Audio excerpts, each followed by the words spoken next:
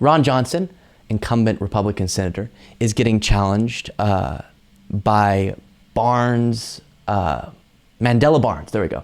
Super effective debater. And so they had their senatorial debate, and Ron Johson just got absolutely mopped, or Barnes mopped the floor with Ron Johson. There we go. That's how you use that phrase. It was beautiful to see, even to the point where multiple times the crowd is laughing at Ron Johson, booing Ron Johson, and it was yummy in my tummy. So first moment, we'll take a look at here. We have a lot, so I won't even tee them up. I'll just show them to you.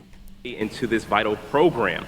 Now, under my plan, a person making under $400,000 would not see an increase in taxes.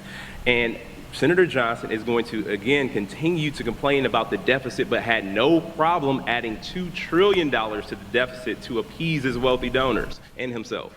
Yes. So, important point to be made over and over. Whenever the Democratic Party tries to pass things that would actually help your average American, oh, the deficit, we have all this debt, government spending, blah, blah, blah. But whenever it comes time for Donald Trump to cut taxes disproportionately for people at the very top of our economic ladder, deficit who? I've never heard of her. And so then you see a situation where we blow up the deficit just to give more money to people who have plenty. And Ron Johson supported that. So I love him calling out that hypocrisy. Another moment kind of about the 2017 Trump tax cuts.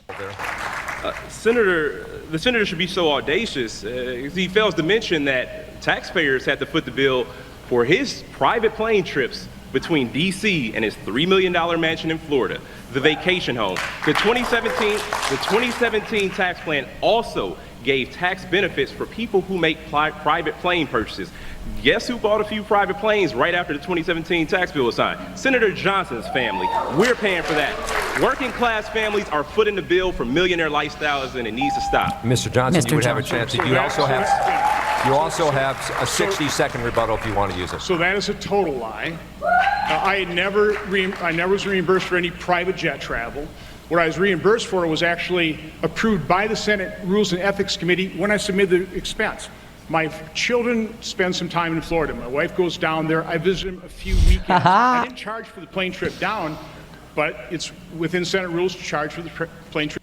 Oh, he's having trouble there. It was approved in the thingy-majig.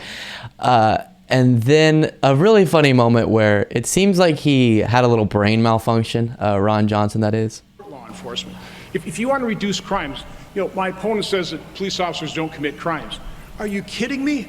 You have a police presence somewhere and crimes aren't committed. It's not a guarantee. Support. So I think he meant to say my opponent says a police presence doesn't prevent crime, meaning just pumping more police doesn't necessarily lower the crime rate or prevent crime. But instead he says, my opponent said that police officers don't commit crimes. And they absolutely do, which is funny. And I still don't even quite know how that sentence was going in general for him. And then another interesting moment here. Voters who question your record when it comes to police funding and reducing crime. Mr. Barnes. Well, thank you so much. And I'm really glad you brought up the obscene amount of spending in this race. And then notice how you said that the money is being spent to defeat me. There's no commercials talking about Senator Johnson's record because he has nothing to run on. He hasn't done a single thing for us. He's had 12 years to show up for working Wisconsinites. He has refused to every single day. Now, respond to voters. Absolutely. And that's what you see in a lot of these races and Democrats do this too sometimes, but I think you have to convince voters why the other option is bad and why you are good, right? So if the other option isn't particularly horrible, then just focus on yourself.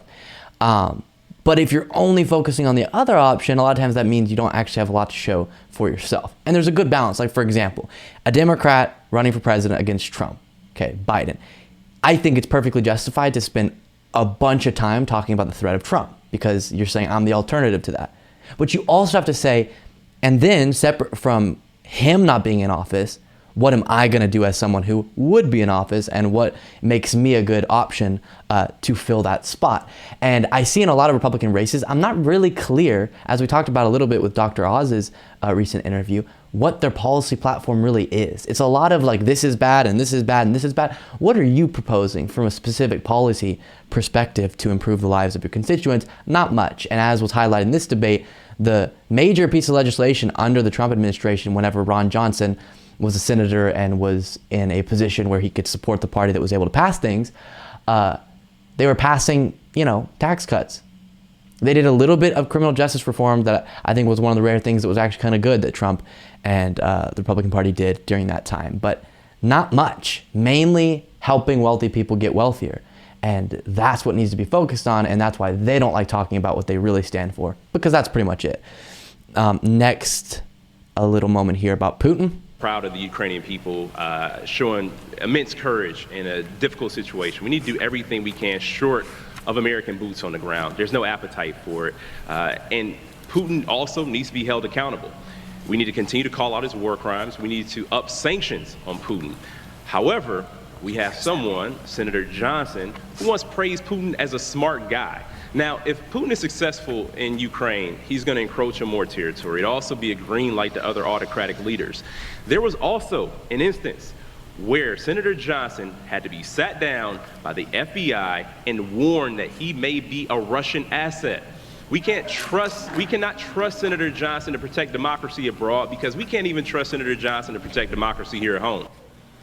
Oh, so good.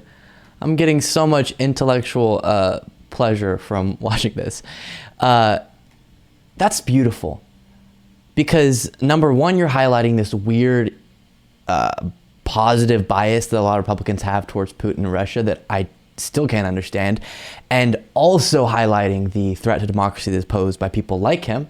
Of course, Ron Johnson was one of the senators that was getting pressed on his involvement in the fake elector scheme that he says he has no involvement, but clearly there was some level of involvement. And then to give you 3 moments where the crowd just was not having it with Sir Johnson. The first, they sometimes will do this. I honestly don't like when they do this in debates. It's such a weird, like, let's all get along. But they said, what's one thing you find admirable about your opponent? And Mandela Barnes takes it the way that he should and says, oh, I think he's a family man, genuinely. And then Ron Johnson tries to turn his answer around to an insult, and the crowd boos him. In life. You have 30 seconds here. Mr. Barnes, you go first. What do you find admirable about your opponent? Well, no, seriously. I do think, the senator is proven to be a family man, and I think that's admirable. That's absolutely to be respected. He speaks about his family. He's done a lot to provide for them. I absolutely respect that.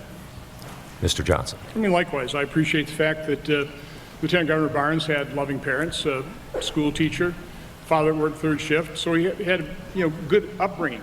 I guess what puzzles me about that is, with that upbringing, why is he turned against America? Why does he find the founding of America awful? It's somehow it puzzles me. We did not. We said something admirable. Oh, and then the moderator stepping in, like the teacher condemning the student for doing the assignment wrong. And then another, oh my gosh. He goes, it's actually more expensive not to build Trump's wall. And the crowd laughs. You do have a chance of rebuttal. It has cost us more not to complete the wall that we already contracted for than to actually build it. All right. Democrats have voted against 3 of my amendments in committee and on the floor. All but Senator Manchin voted against completing the wall that we'd already bought and paid for. Interesting there. I'm sure there's an element of truth to, if you start some sort of project, you get contracts, then it's logistically not the smartest thing to halt it. But a lot of the opposition from Democrats to the wall is not really the money, because people will say it's the money. You could build the wall and, at the end of the day, you can make it happen if it was an ambition. It's more like the symbol of a big wall dividing, but I care about that so little. If there was a wall built there, whatever. I honestly don't care. A bunch of people pretend like that's the worst thing Trump ever did. Not really. Maybe trying to overthrow our democracy, a little more important.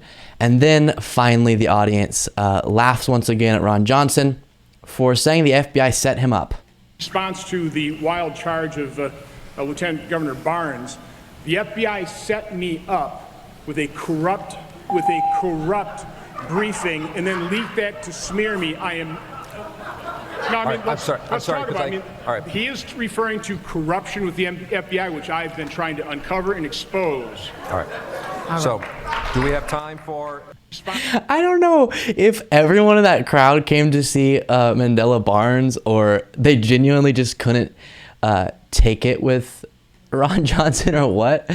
But Johnson probably left with his tail between his legs, because that is just so demoralizing. You're sitting up on stage, you're a senator, you're so awesome, and you think you're amazing, and then this crowd just boos you, laughs at you, and you clearly can't quite articulate what you're trying to say, and then the guy across the stage from you is just boom, like delivering all these one-liners and everything. So beautiful stuff there.